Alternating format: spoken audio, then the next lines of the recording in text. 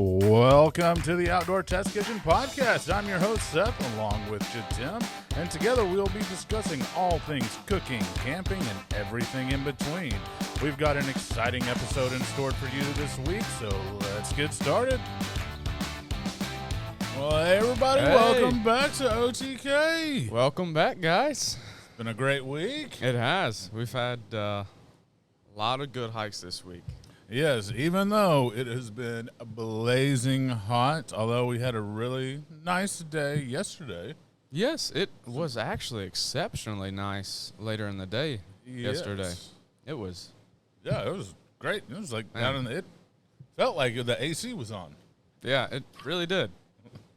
But other than that, but it has been hot the rest of the week. Brutal hot. Right now it's the beginning of the day and it's starting to get pretty hot.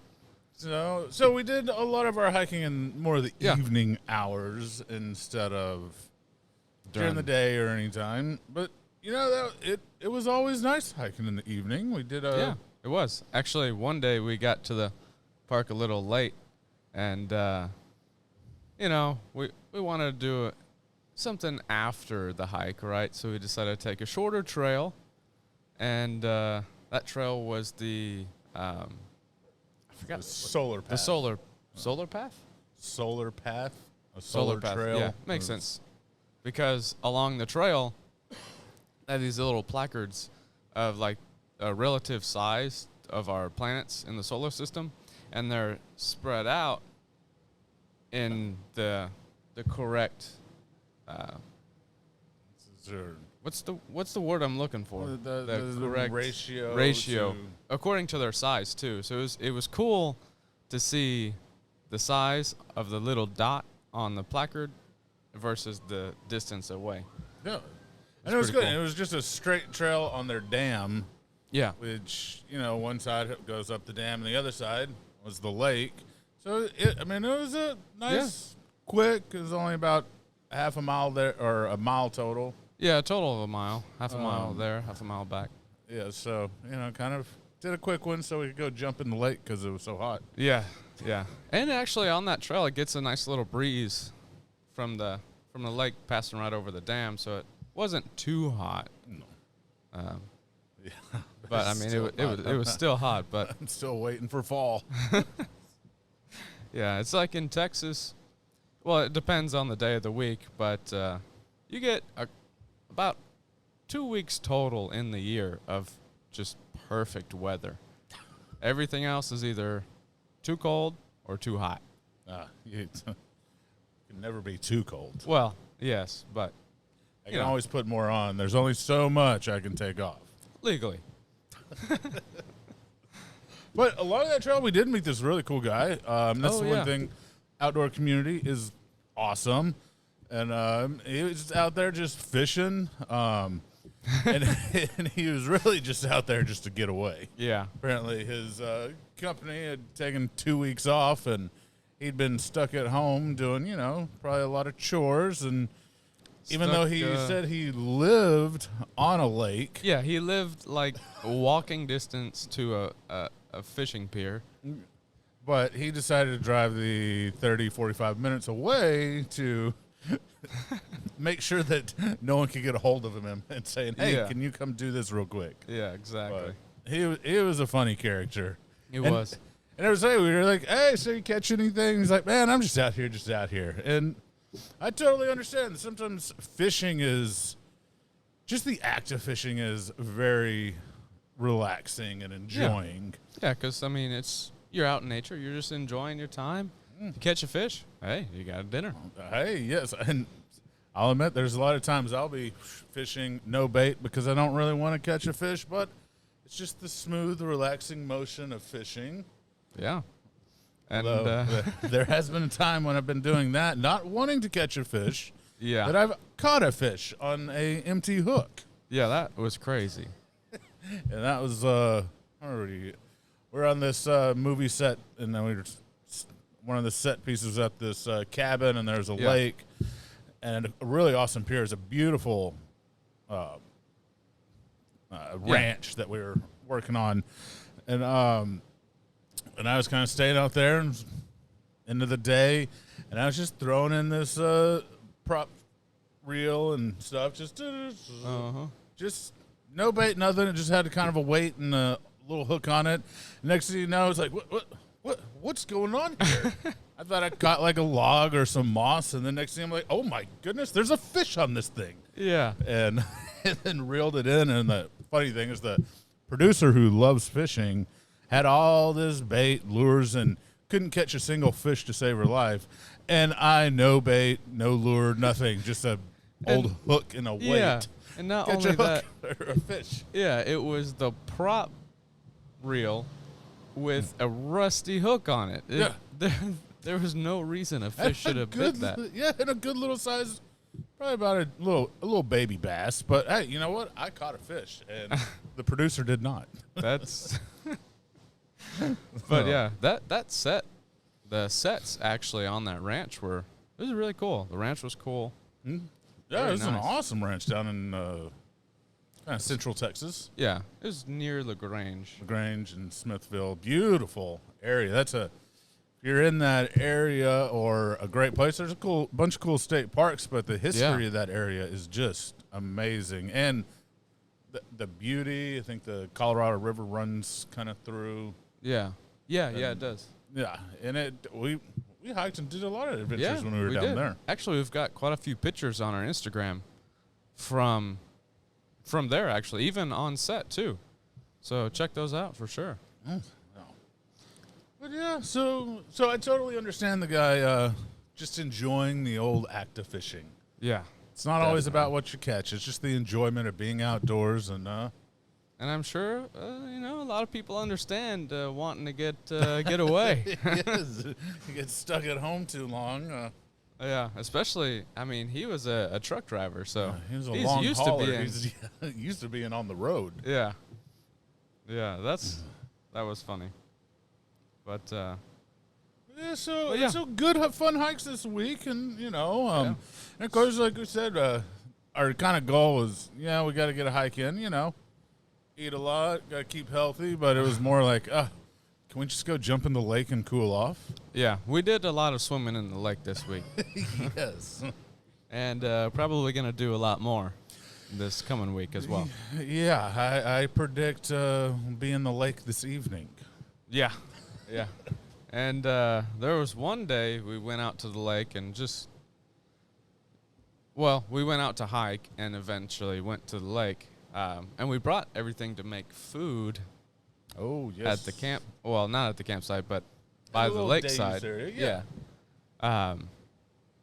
But, we decided to stay in the lake a little longer than we anticipated. And the sun was down, and then we're like, well, why don't we just drive back instead Why don't we just take the food back? And, it would just be a lot easier to prepare the food at the test kitchen rather than in the dark with no lights.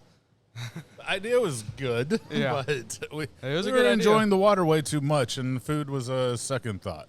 Yeah, I mean, but it was really good. Oh yes, because we made those little seafood tostado.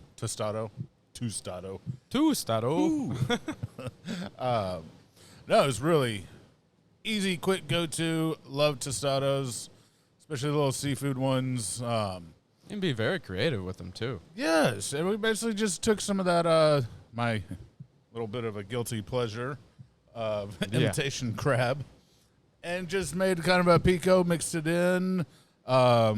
We were working on a green goddess dressing. Oh, yes. And we added some of that to it and then made kind of a slaw with it. Yeah. And we made that. We've been developing that green goddess dressing, and we used it to make a coleslaw. Yes. And then put that on the tostado with on the tostado and the little seafood and pico kind of mix and some sliced avocados. Yeah. And a little bit of that truffle hot sauce. Oh, dude. So good. Very good. But holy cow, it's not cheap. No, it is not. For $5-6 for an ounce and a half? Yeah. Yeah, that's a specialty ounce and a half. item. It's unlike you would drink it, but, we're not millionaires. Yeah. I mean, it didn't last very long. No, it did not. But, hey, it was delicious. And it was added. I mean, I do love truffles now, but. Truffles are surprisingly good, actually. They are. Gives a nice earthy note. And those little tostadas were awesome. And they're really fresh, especially on a hot day because they're served cool. Mm-hmm. And it's almost kind of like making a little ceviche on top of. Yeah. I mean, really, it's pretty much what we did, except for we didn't use raw fish. Yes, but instead of the imitation crab, you could use real crab. But, I mean, we should have. We were eating truffles. Might as well spent the money on real crab. Should have went the whole... yes, the whole bougie. The whole way. Bougie tostado. Yeah. Or, of course, even some shrimp. But it's just a nice, refreshing, fresh... cool meals are always nice when it's really hot. So, who really wants a big hot nobody dinner when it's 104 degrees outside? No. Nobody wants to eat a hot bowl of chili on a hot summer day. That's maybe you too. But we don't. Well, spoiler, that's what I was making for dinner. No. I'm only kidding. It would be good. It would just be a little hot. Yeah.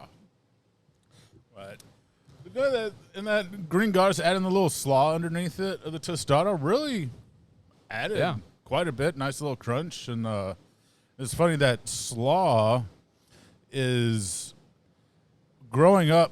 My mother, his grandmother, would when she would make stuff and she's like, "Oh, I'm gonna make coleslaw." She was basically cabbage and green goddess dressing. And so growing up, that's what I knew coleslaw as, is cabbage and green goddess. And then, go somewhere and someone said, "Oh, you want coleslaw?" "Yeah, I'll take some coleslaw." And I get this creamy mayo and sugar mix. And I'm like, what is this? Yeah. And I was like, oh, that is coleslaw. What my mother was making is a variation, I guess. Yeah. But she actually learned it from growing up, from staying at one of her friends' houses, and that's how her friend's mom would make coleslaw, and she loved it so much that she just started making it. And so it's kind of you see how recipes, I mean, they can last a lifetime. Mm-hmm. And if it's good, it's good. And and if you have even, and then we grew up on a store-bought green goddess, but just that and some cabbage, oh, that is top. But we were working on making our own green goddess dressing, and actually it's very Greek-y. It is version very Greek-y that we did. And so to the cabbage, we also finished it off with a little feta cheese on top to give kind of or correlate with the Greek, and a little bit of a lemon zest to really bring out some freshness. But it was delicious. It was like a Greek coleslaw, which I had never heard of. Yeah, no, it was. I think we're still working on that recipe, and it will be featured once we finalize it and do all the taste testing, make sure it's easy and delicious. Well, it's definitely delicious. Yes. We got that marked. Oh, always. But look forward to that one coming out, and but we'll feature it eventually once it's all ready to go. Definitely. And little funny thing about coleslaw, I really didn't like coleslaw at all. Like, really just didn't like it at all. But so far now, there's 2 recipes of coleslaw that I will eat. Yes, our Deb's coleslaw, which is an awesome, creamy type of coleslaw. It's not actually is very good, coming from a person that doesn't like coleslaw. And it's kind of and I think it's good because it's kind of a balance of the sweet and then a lot of the vinegar-based coleslaws, and you kind of balance it out. And you ate an entire tub just by yourself of like. Well, hold on. Yes. When you say tub, it was this big by this big. I didn't eat a giant tub, but I did finish probably. You finished the entire batch. The entire maybe recipe. A quart, maybe a little more. I don't know how much it really was, but I did. So, Yeah, see, so you never know. And that recipe you can find on the website, Deb's Coleslaw. Mm-hmm. It's outdoortestkitchen.org/recipes. Yes, it is. There you go. See, get there and make the best coleslaw that you'll ever have. Oh, it is good. It's very good. Even for people that don't like coleslaw, you will convert them. Yep. And then, and our BLTs that we made. Oh, my goodness. It's such a simple sandwich, but one of the best sandwiches. And especially when you use really good ingredients. Yeah. And you know, and we do like our doing the bacon in like our oven. So one, you can get it perfect. It's nice, flat, and you can render it off and you're not burning it, and you can set it and forget it. Well, you know, sometimes you don't burn it. Sometimes there's there's a couple of times that, you know, you set a timer, but you leave the timer in another area and walk away. Yeah, it's it's kind of like when a tree falls in the woods and nobody's there. Yeah, the timer goes off. I mean, did it really go off? Did you really set a timer if you didn't take the timer with you? So, but we did make some good bacon. Yes. Oh. Yeah. And you did an awesome thing to the bread, which... Oh, yes. Oh, it was very good. It's a winner. It's not, not going to win you diet points, but it is flavor points off the chart. Yeah. You take your little bread after you've baked your bacon, which is, we think, of one of the best ways to do it. So you got that rendered bacon. You just dip it in there, and then you go and toast it. And it gives the whole sandwich a true bacon flavor. You don't have to have a half inch of bacon on the sandwich to taste it. Yes, like some people, will stack bacon like this, and it's like you can barely fit the sandwich in your mouth. And then, which not hating on it, but bacon is amazing. Yes. But yes, that was so good. And then, we made them again. Yes, in fact. That's right. You're like, man, because we were using that, just trying that out and stuff. And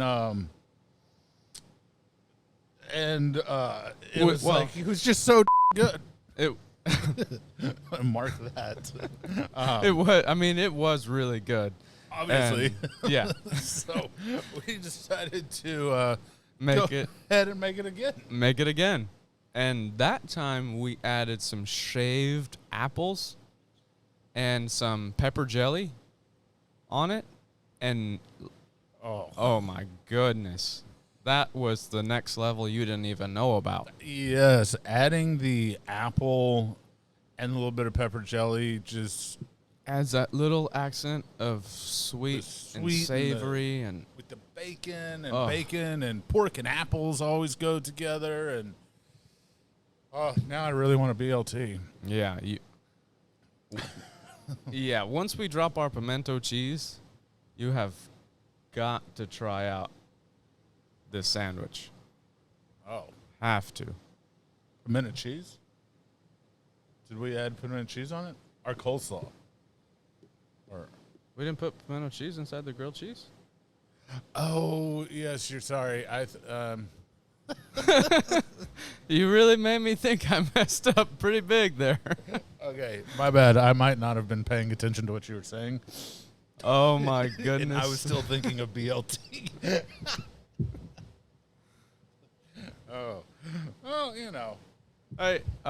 So...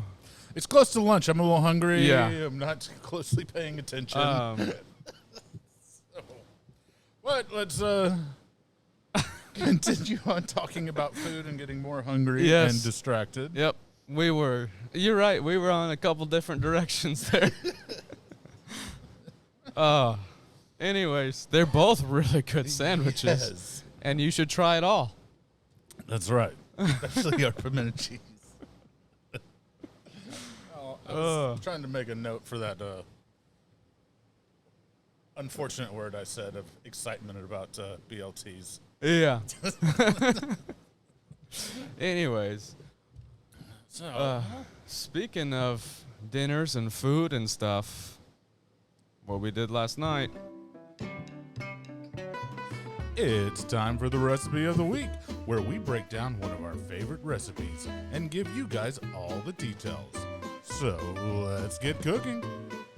Indeed, and what did we do for dinner last night? Ooh, some awesome OTK pancakes.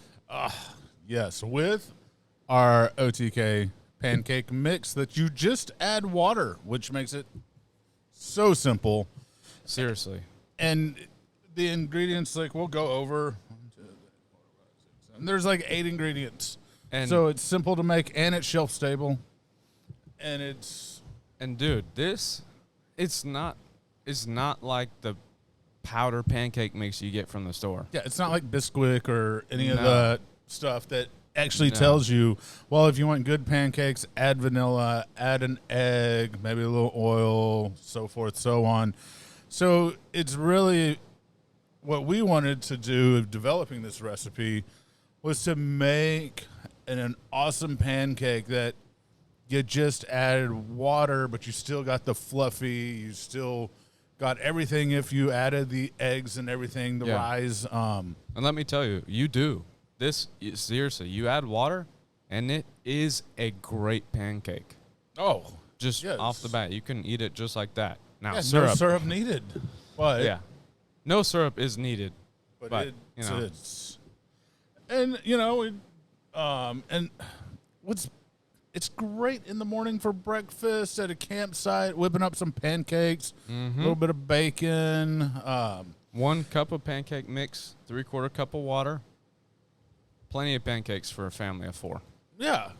And I mean, and that's the ratio. You have 2 cups of mix, then put 1.5 cups of water. Just keep that ratio of 1 cup to 3/4 cup of water. And they'll turn out great every time. And excuse me, but we'll go through the ingredients real quick. And again, this recipe can be found at our website, outdoortestkitchen.org/recipes. But to start off, and this is a good mix if you're a backpacker and something you want, other than dehydrated, and you want some fresh pancakes. This is great and easy. But it's 4.5 cups of 4.5 cups of flour,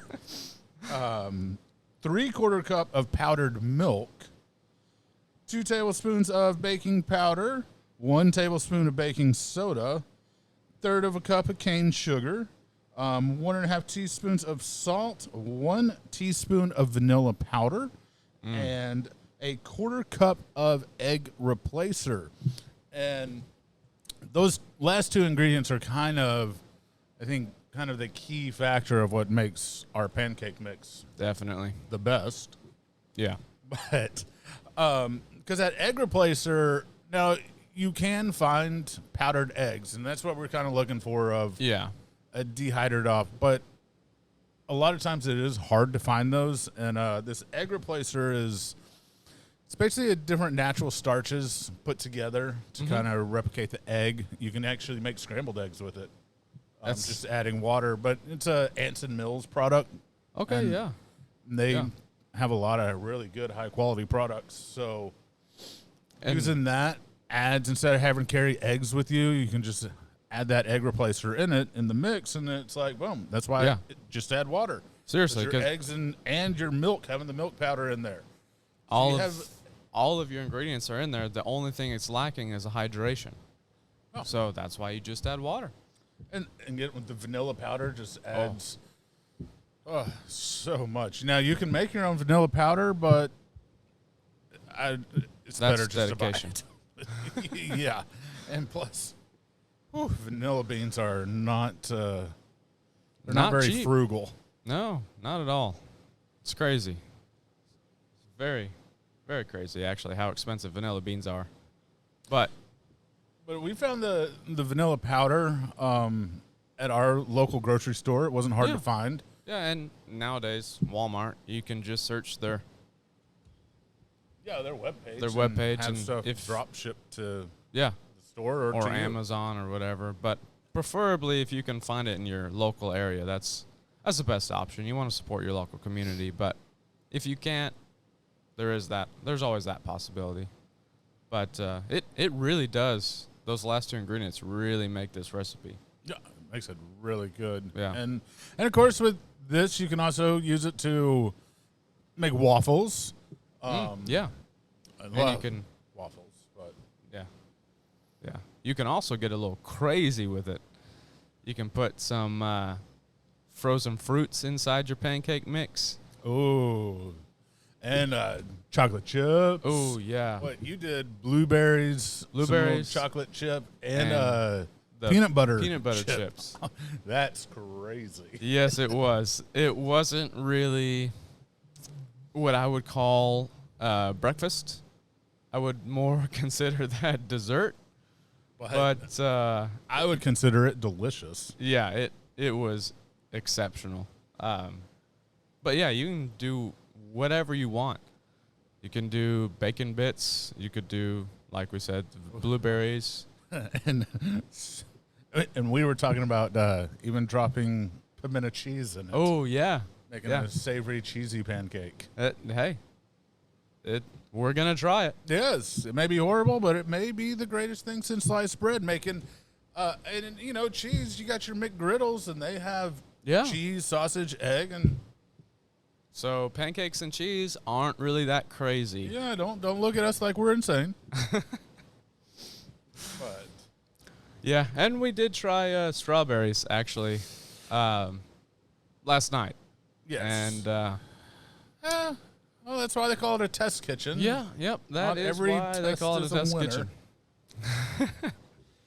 Yeah, and I think it would have been better if if the strawberries would have thawed instead of cutting up, maybe even sauteing them or, heating them up on the griddle with a little bit of sugar and water, to melt them down, get their sweetness, and kind of cook out some of their added moisture. Yeah, because the strawberries definitely had a lot of extra moisture in them, especially being frozen. And you put that on a griddle. And all around the strawberries is where we had issues actually getting the batter to cook. One, because the strawberry was so cold and it was dissipating a lot of moisture. So simplicity, it didn't work out. Yeah, no, it didn't. Took a cold. I mean, the flavor was getting there, but the execution needs some work. But that's the fun thing about cooking and the ease about this pancake mix. It was like, okay, well, toss them and let's just mix up another batch, and boom, another batch going. It was like nothing. In a couple minutes, it was fresh batch. Yeah. And in that one, we actually added a little bit of cinnamon and nutmeg. Oh, yes. That was really good. Yeah, if you really want to throw in a little additive, if you have it, a little bit of dash of cinnamon and nutmeg to these pancakes will just blow your world. I don't know about just cinnamon, nutmeg is so complementary to so many foods, and they go together. Even if you don't know there's nutmeg, it's kind of because I think we tried one and it's just the cinnamon, and it kind of tastes like this thing is missing something. Yep. And then we just sprinkled a little nutmeg into the rest of the batter, and then cooked just like, that's what it was missing. It was, and that little hint of nutmeg really brought the flavor out. Mm-hmm. And, man, we made a good sandwich. Oh, yes, that egg sandwich. Yeah. That was a breakfast sandwich to die for. And I was just having fun, and so I whipped up some eggs with, once again, some of that truffle hot sauce and a couple other spices and stuff in there. Even actually put a little bit of cinnamon inside the eggs too. But on the griddle, I just poured a little bit, and it had a slight angle on it. And so it made these little thin, almost crepey egg sheets. Not crappy, crepey. Crepey, yes. Not crappy. But, no, I was just having fun. And it made, I folded them, And so there was like little layers of just egg, and it was so fluffy.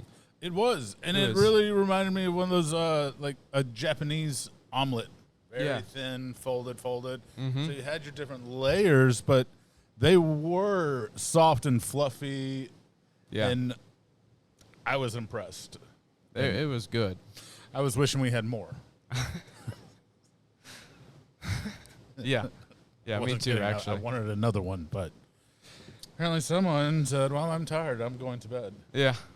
Well, there's always today. Yeah, I know. Lunch is coming up. But yeah, so we did those eggs and this awesome, like, no additive turkey. Oh, yes. It was one of the natural turkey brands. Yeah. We're really trying to watch what we put in our bodies. And so we do tend to look for things that aren't full of chemicals, the more natural. One, you just feel a lot better, and it's a lot better for you. And we can that's a whole different discussion that we will most definitely get into.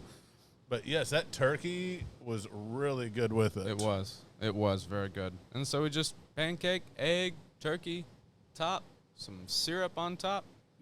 Boom. Forget about it.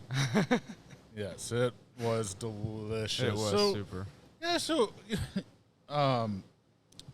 give the pancake the mix a try, and not just for camping, but to keep in your pantry at the house. Yeah, just mix up some powder. powder. You or your kids want pancakes. It's the fastest, easiest pancake mix, and it's not a big production once you've made the powder.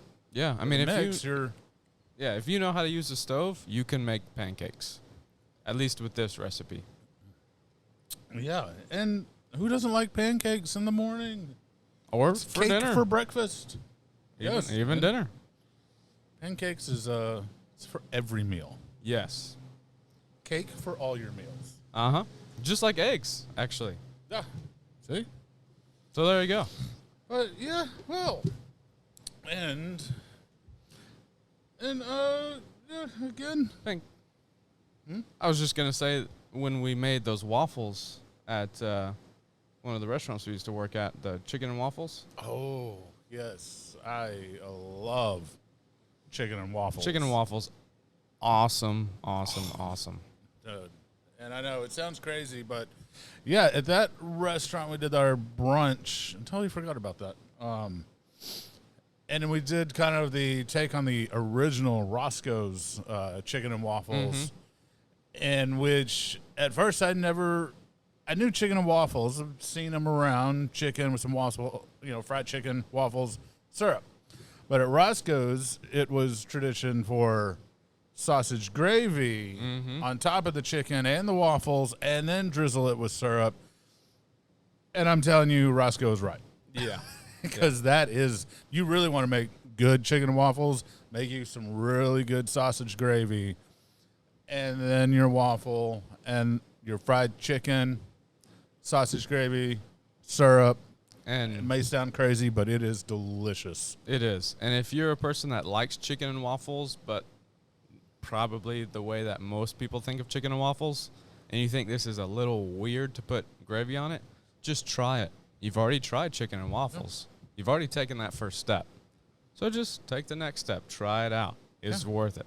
Because it is worth it. It's amazing. Yeah. And we made a whole bunch of those. Oh, yeah, because they were one of the most popular brunch items. That and Eggs Benny. Yep. I mean, how can you beat it? And although I did see the other day on a menu at a little restaurant, they had their brunch item was a chicken and waffles, but they used a bread pudding waffle. Ooh. Oh, I didn't try it, but I want to try it. That's. You made bread pudding and then put it in the waffle iron, and it was a bread pudding waffle with the chicken. Although, sadly, no gravy. Maybe talk to the chef. Hey. Yeah, can I get a son of gravy? I want to make this really good, add a little gravy. Yeah. He'd probably get out. Yeah. Leave. That would Chefs can be a little touchy at times. You know how chefs can be. Yes, I do. What? That's funny. All right, guys, and instead of the news, we have it's the Outdoor Test Kitchen product review. Let's see what made it out of the test kitchen this week. Yes, we're doing a little bit of a review. If you see right here, normally the laptop would be sitting there, but we have a awesome dual fuel. That's right, dual fuel. Yep. Got propane and butane, and it's just a single burner stove. And I know a lot of people think single burner, but a lot of times a single burner is really all you really need. And if you want going for short camp trips or picnics, like we in the mornings would go do our morning hike and then cook breakfast on the truck bed. Yeah. And just need one. Yep. Perfect for that. Because you can either have a little propane bottle or you can have a little butane bottle, whichever one's most convenient for you.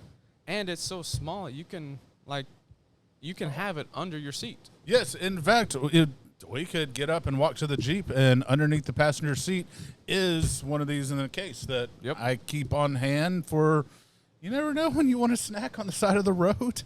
Yeah.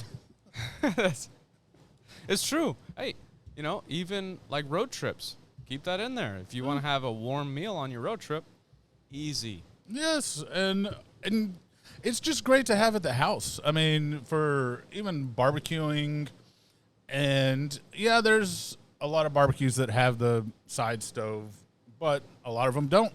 Yeah. And this is a great way to, you have your sauce or your pot of beans or whatever next to your barbecue while you're grilling. You can have your little saute station. Exactly. And with those barbecue pits, why spend the extra, probably a couple $100, depends on which one you're doing, for an extra burner, when you can spend less than $50? Yes, and that is what's awesome is this little guy here. It's depending on where you buy it. It's price range is right around $30 on Amazon. There's some the highest I've seen it was $50, but I mean just put it in the old Google and it'll give you the cheapest price. But and they have different models of this. This is it's the GS 3400P. Yeah, and it's about 8,000 BTU burner. They have some that go up to, I think, 11 or 12. Yeah, 11 or 12,000 BTUs a burner. Which is pretty impressive for a little single butane burner. But and actually, a really cool key feature about this thing is the ability to take this off. Yes. This is something that most of these are lacking. This one, though, it has that capability, and it just makes it so much simpler and easier. Oh, yes, because in cleaning, being able to take this off and get down in between here is important. Otherwise, your equipment starts gunking up.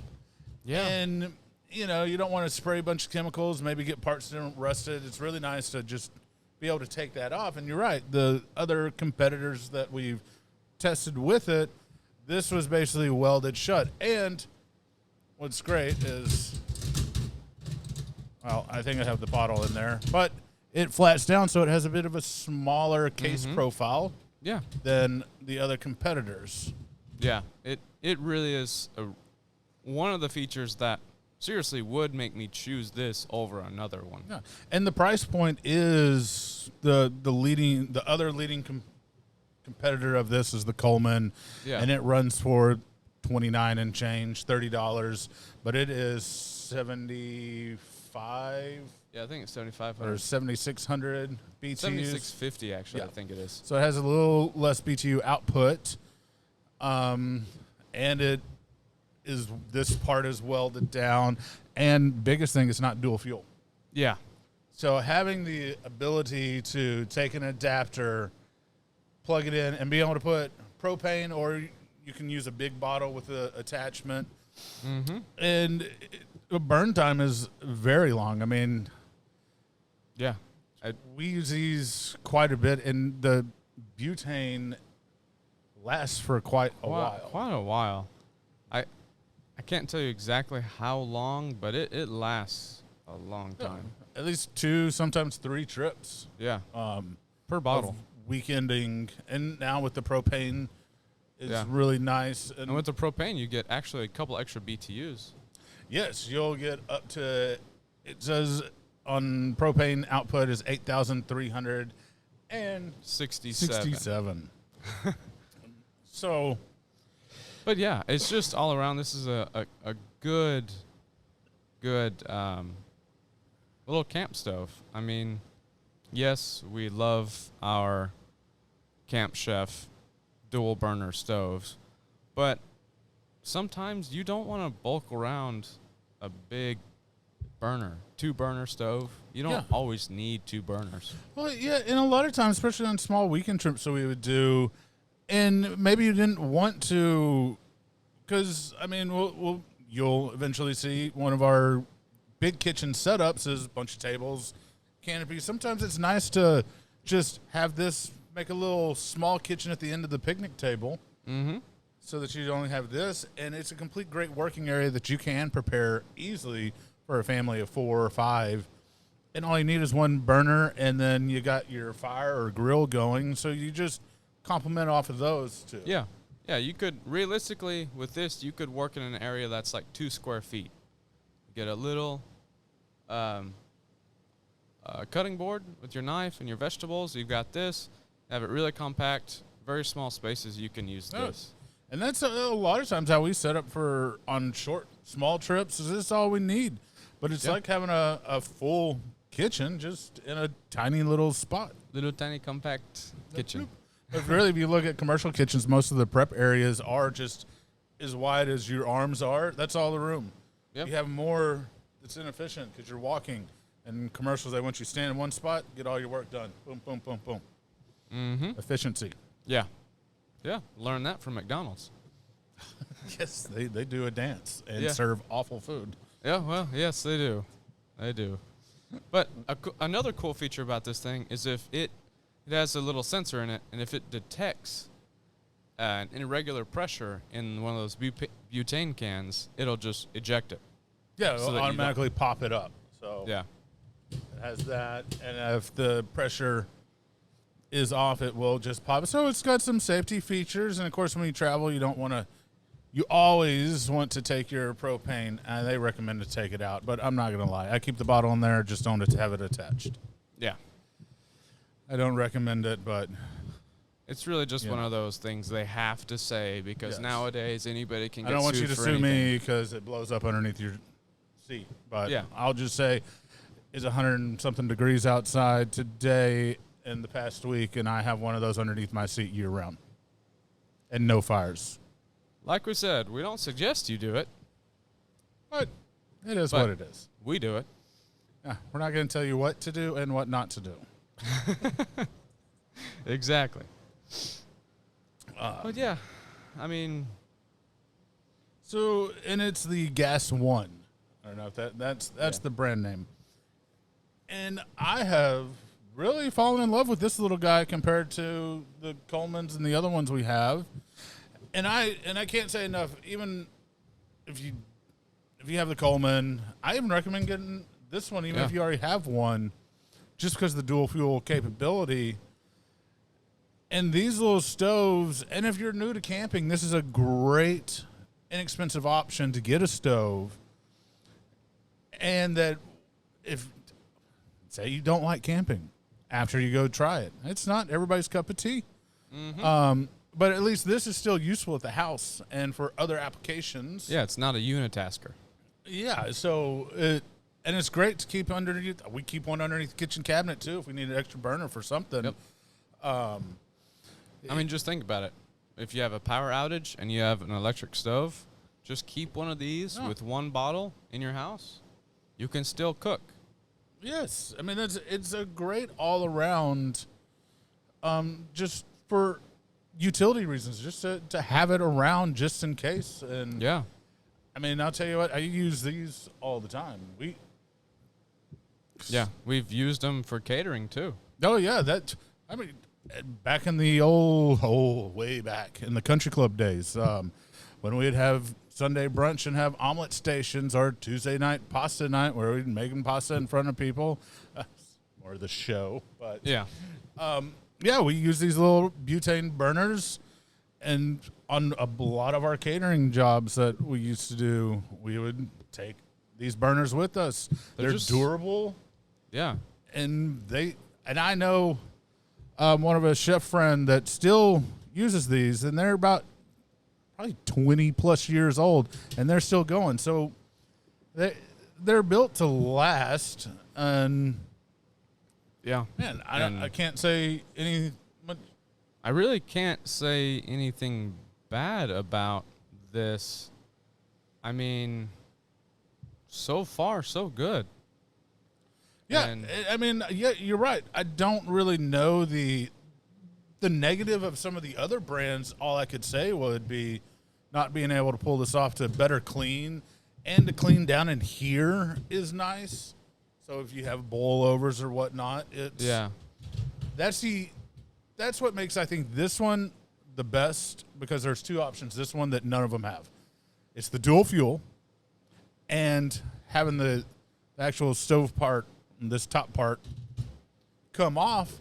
Man, those are two things that makes this thing just so versatile. I mean, it's awesome, because no matter where you're at, you can either find these at Walmart or your local store, or you can find these at a local store. Yes. So if you run out of gas, one of the stores around you is going to have one of these. Yes. I mean, I've seen these in gas stations. Yeah. So, all in all, for our review, the Gas One GS 3400P, it is worth it. Every penny. We love it. I'm probably going to order another one and keep it on hand. I'm going to replace our other Colemans that we've used for years, all with these Gas Ones. I like the versatility. And actually, this company, Gas One, they have a lot of other products as well that we'll probably be testing out as well. Yes, because so far I love this company, honestly. Yeah, so far. Now they may have some other stuff out there, but we'll be honest on that review as well. If 100% honesty. They did not send this to us. We bought this with our own money. Yes. And this is pure honesty. We haven't even talked to this company. No, we've just used it and abused it, and it passed. Yeah. Flying colors. It did. It really did. And, man. Yeah, I highly recommend it. And even if you're not a big camper, man, I highly recommend just getting one to keep on hand with you. Dude, if you're a college student, perfect. Yeah, nice little dorm stove. Yeah. It's cheap. $30. Easy to use. Easy to clean. Not that you'll do much cleaning. But all around, definitely highly suggest this stove for you. Yeah. All right. Well, guys, that's thanks again for joining us today. Remember, you can check us out on YouTube. Like, subscribe, and comment. Share. Let us know everything. Do it all. You know what to do. and if you want the audio version, we're on Apple Podcasts. You can check us out on Instagram, Facebook, and Patreon, and they're all at Outdoor Test Kitchen. So join us there and keep the conversation going. And like I said, we can keep on growing and building this great community of campers and outdoor enthusiasts. And again, check us out, our website at outdoortestkitchen.org. There's a lot of great information, and it's the baby stage of the website, but we're adding things to it on a regular basis. And if you have suggestions, let us know. Yeah, comment. Like this is a partnership between all of us. Yeah, it's a community. So again, guys, have a great week, and we will see you next Thursday. And remember, keep camping and keep cooking. Yeah.